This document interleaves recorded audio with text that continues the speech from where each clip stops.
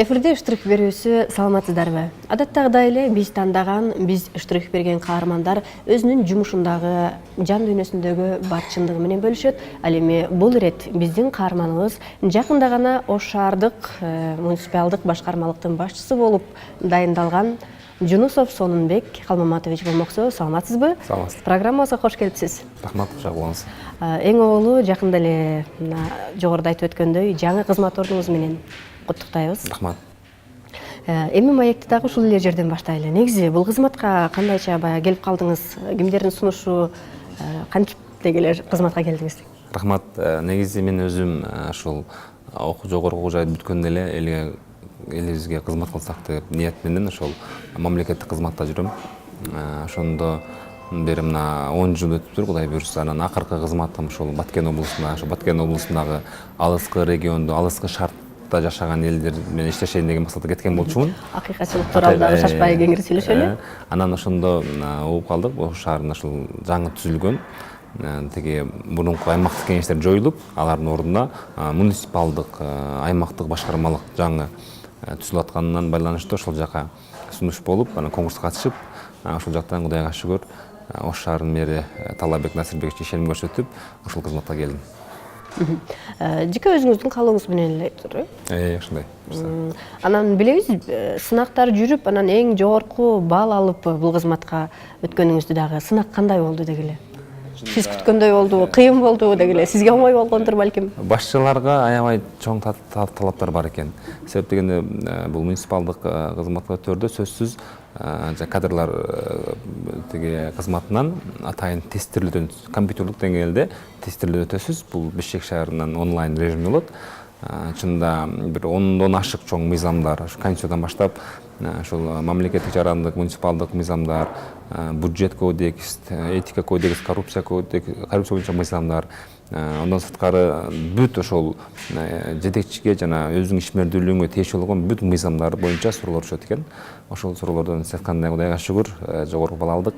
Анан эми чындап конкурс деген конкурста оңой болбойт, чын айтканда. Ошого чейинки билимим, алган билимим, иш тажрыйбам жардам берди десем жаңылышпайм.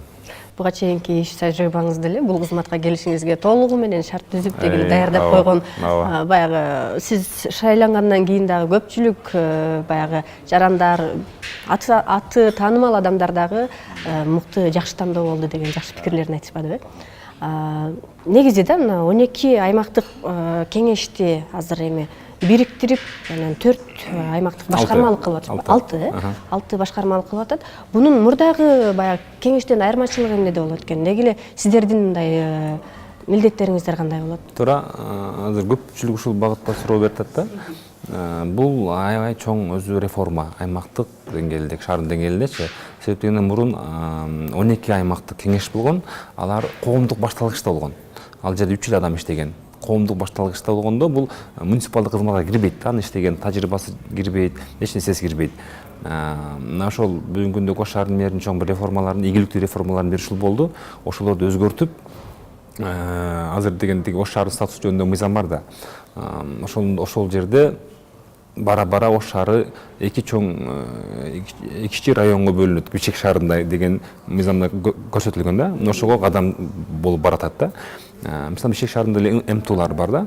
Ошонун сыңарындай бул жерде мэр чоң бир эрдик кылды. Ал эрдик өзүнүн полномочияларын, өзүнүн укуктарын ошол МАПтын башчыларына, бизге, тиги муниципалдык аймактык башкарма башчыларына берип атат. Мисалы үчүн ошол эле жергиликтүү деңгээлдеги иш-чараларды, көйгөйлөрдү чечүү жолун бизге берип атат. Ошол эле тиги билим берүүдөн баштап, мисалы үчүн мурун деген мектеп директорлорун, бала бакчанын заведующиларын мэрдин сунушу менен иштен алуу жокой болчу, ошол укукту бизге берип атат. Биздин сунуш менен ошо мектептин директору же бала бакчанын тиги сунуш бере алабыз да.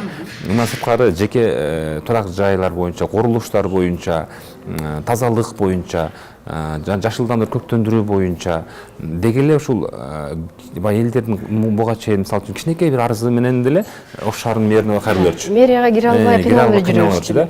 Жакшы жери бул элге кызмат көрсөтүүнү да жөнөкөйлөштүрдү, анан элге жакындаштырды да. Эң негизги реформанын бири ошол. Себеп дегенде биз мына кеше мэр менен жолукканда өзү айтат, ар жума бизде Кудай буйрса ушул түздөн түз биз менен иштесеңер, ар жума кылган ишиңердин жана кыла турган ишиңерди жана көйгөйлөрдү өзүңөр сунуштарыңар менен кошо мага бересиңер депчи. Бул аябай жакшы жол да. Эмне үчүн дегенде децентрализация деген түшүнүк бар. Бул ошол баягы элге кызмат көрсөтүүдө, элге кызмат кылууда элге жакын болуу кадам катары баласак болот. Ошон үчүн мындан сырткары биздин штаттарды көбөйттү. Мисалы үчүн мурун 3 гана аймактык кеңеште болсо, азыр 9га чыгарды.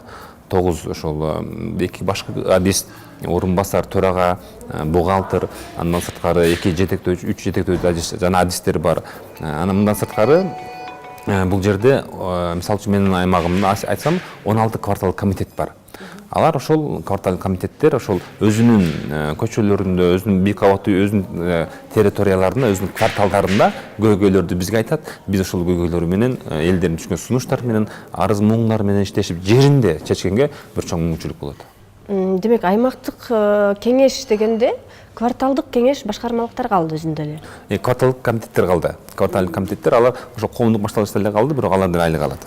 Айлык алат. А болгону Дагы эле аларда 3 адамдан иштейт. Жок, алар бирден гана. Мисалы үчүн менин аймагымда 16 кварталдык комитет болсо, ошол 16 кварталдык комитеттери калат. Алар эми ошол өзүнүн кварталында абройлуу, элдин сөзүн уккан, эл аны уккан ушундай инсандар калган. Анан биздин аппарат состав толук түрдө конкурстан жаңыланды. Жакшы. Сиз жаңы дайындалган Сулайман Тоо аймактык муниципалдык башкармалыгында 65 миң адамга жакын калк бар экен. Анан бул жерде бюджет кандай чечилет? Элдин кандайдыр бир туура жаңы бюджеттик немес түзүлгөн болсо керек. Албетте биздин өзүбүздүн бюджеттерди ошол Ош шаардык кеңеш сессиясына кеч жакында бекитилди. Ошол биздин өзүбүздүн тиги мыйзамдарга ылайык иштелип чыккан өзүнүн бюджет бар. Мындан сырткары, мисалы үчүн өзүнүн аймагыбызда мисалы үчүн көп кабаттуу үйлөрдүн сыртын акташ керек, жаңылаш керек, же үстүн жабыш керек, же болбосо бир көчөнү лотокторду коюш керек, арыктарды канализация деген темалар бар да. Ошондой мезгилдерде Ош шаардык мэриясына атайын жылына софинансирование сыяктуу акча каралат. Мисалы үчүн 30 эл мисалы үчүн жамаат ошол көчөгө канализация киргизебиз десе, ошону мисалы үчүн 100 миң болсо, ошонун 30 миңин мэрия бөлүп берет. Ошол биз аркылуу, ошол тендер аркылуу биздин багыт боюнча ишке ашат да. Ошондой биздин эң чоң бир максат милдеттерибиздин бири ошол жергиликтүү элди мобилизациялоо. Ошол мисалы үчүн өзүнүн көйгөйүн чечүүдө ошолор уюштура билүү бул маанилүү нерсе да. Себеп дегенде биз мага мамлекет кылып берет деген түшүнүктөн бара-бара элдер өздөрү колго алып, өздөрү демилге көтөрүп, өздөрү акча каражат топтоп көп маселелерин өздөрү чечип атпайбы, мисалы үчүнчү. А болгону ошого кичинекей кол кабыш кылып, мыйзамдуулук жагын карап, ошонун жеңил жактарын карап берип, анан ошол учурда софинансирование аркылуу аз-маз акча берсек, алар элдер деле ошого ыраазы болуп атат да. Бул бир стимул болуп атат. Стимул болуп атат. Ошон үчүн себеп дегенде мындай да, азыр мисалы үчүн Ош шаардын мэрі кеше жолугушууна айтты. Мен мындан кийин тазалыкты силерден сурайм. Эгерде бара жатып бир көчөдө же бир угулукта мусор жазса, таштарын жазса, демек силер башыңар менен жооп бересиңер дейт да. Демек бул жерде биздин канчалык укук милдеттерибиз чоңойгону менен жоопкерчилик ошончолук чоңоет. Буну туура түшүндүрүш керек да. Себеп дегенде баягы жоопкерчиликтүү мамиле кылган жерде иш болот, тартип болот да. Ошон үчүн Кудай буйрса бүгүн азыр штаб болду, ошол 3 айлык жарыялоо боюнча. Ал жерде биздин өз сунуштарды айттык.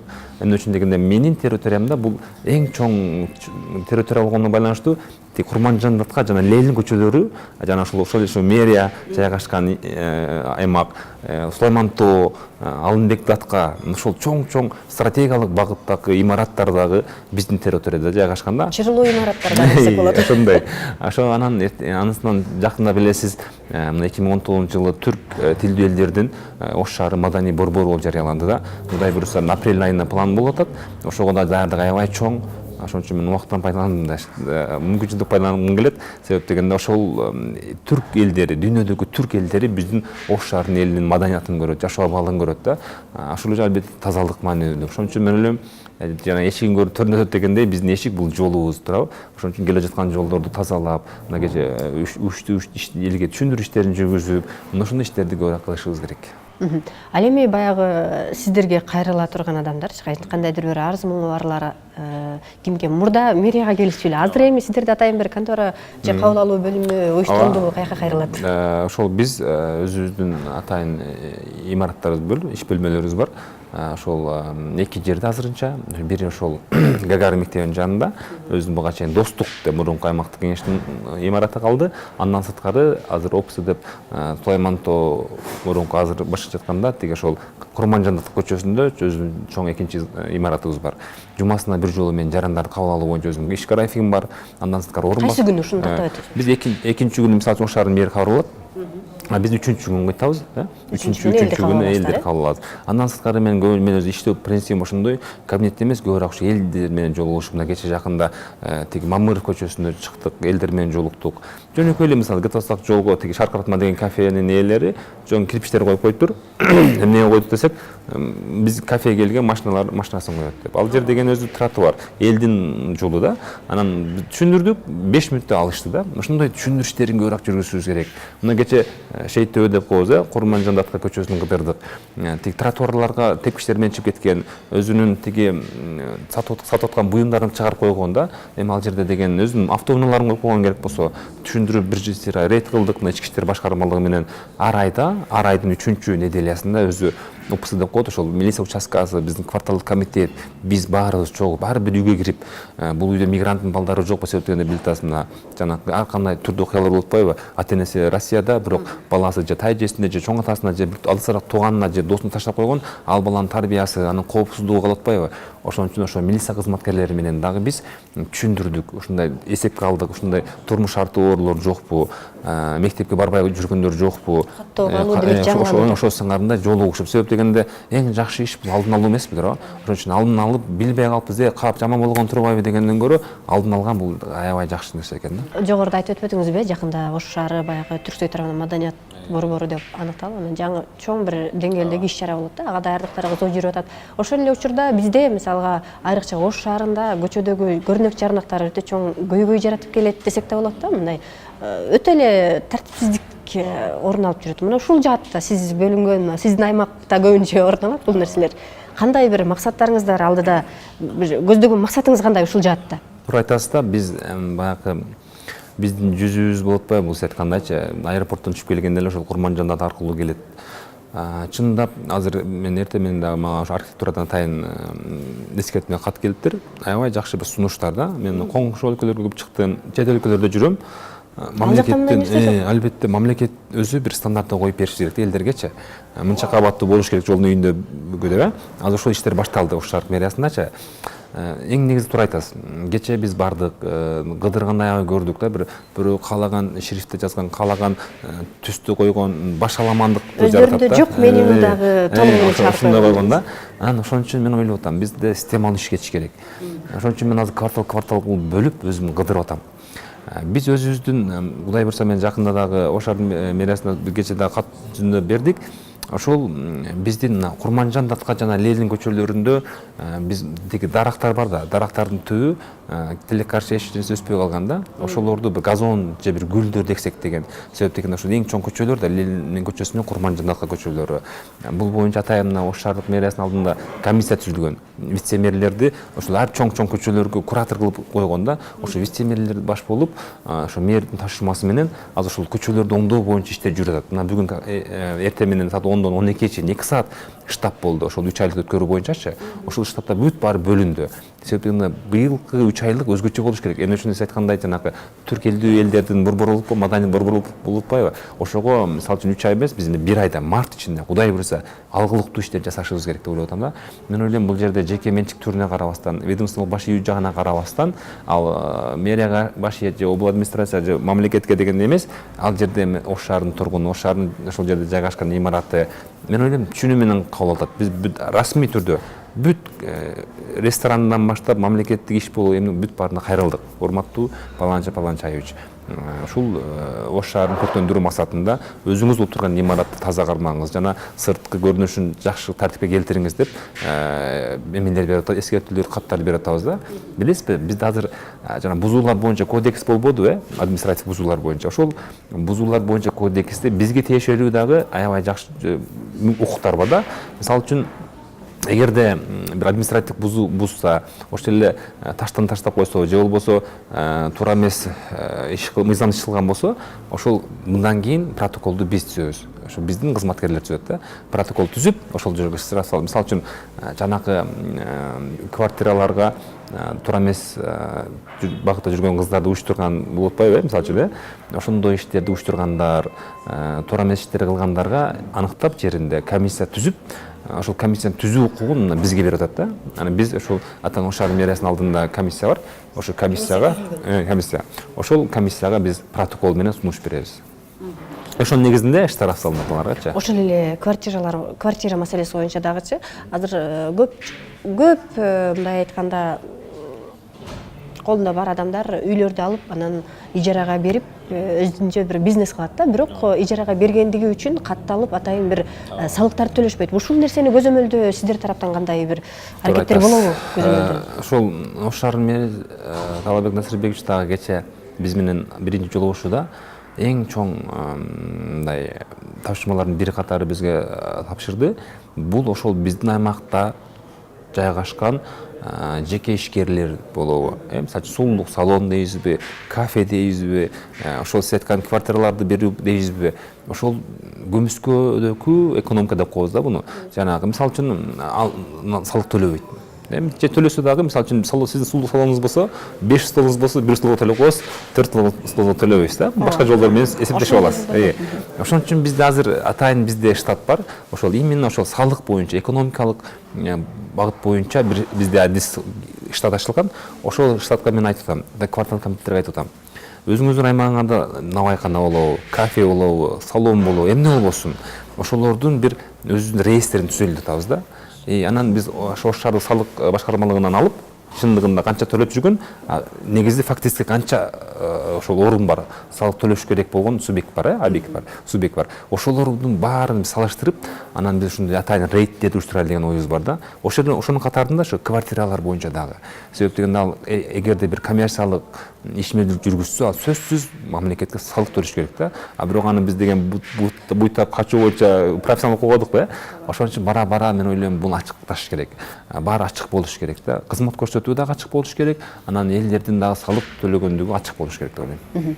Тейлөө менен каттоону жолго койсок эле, коррупция өзүнүн жолуна чыгып калат. Жакшы. Негизи баягы барган жериңизде чоң бир иштерди аткарып, үмүтүбүздү актайсыз деген биз да ишеничтебиз. Ал эми азыр жеке өзүңүзгө кайрыла турган болсок да, Баткен облусунда акыйкатчы институтунун өкүлү болуп да дайындалбадыңызбы? Ошол арада мындай кандай жетишкендиктерге жетиштиңиз? Негизи эле мындай акыйкаттыкты жактоодо эмнелерге? Өзүмдүн табиятымын ар дайым мына чынчылдык, акыйкатчылык деп кайгырып көп жүрдүм. Билесиз, саясий көз карашыбыз менен да убагында уунуктап жүргөн күндөр болду. Бирок билесизби, мен ошол акыйкатчы болгондон кийин жетише алдыңызбы ошолорго? Ошол чынын айтканда мен Баткен эгерде балким уксаңыз керек, Баткен областына барып 1 ай иштегенден кийин мен Фейсбукка бир пост жаздым да, көп талкуу болду. Мамлекеттик деңгээлде жетекчи болом деген ар бир инсан Баткен областына барып иштеш керек экен. Жок деген Алтай. Билесизби эмне үчүн? Мен үчүн мурун чек ара десе бир тосук болчу өзүнчө бир чек арада ушундай атайын тосуулар бар, чукулган каналдар бар түшүнчүмүн да. Билесизби? Барсаң эч кандай чек арада бир кичинекей арык же бир көчө бар болду, андан башка тосук жок. Ошол жерде иштеген, жашаган элдерди көрүп, мен чындап баатыр деп ошолорду айттым.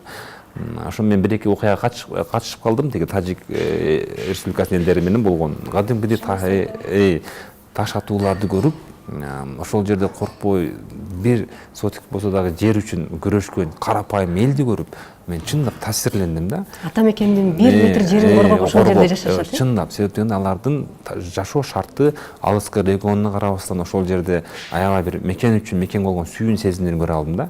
Анан акыйкатчынын эң негизги эле милдети бул элдерге укуктарын түшүндүрүү, элдердин укугун коргоо да. Ошон үчүн көп иштерди кылдык, чоң долбоорлор жаздык.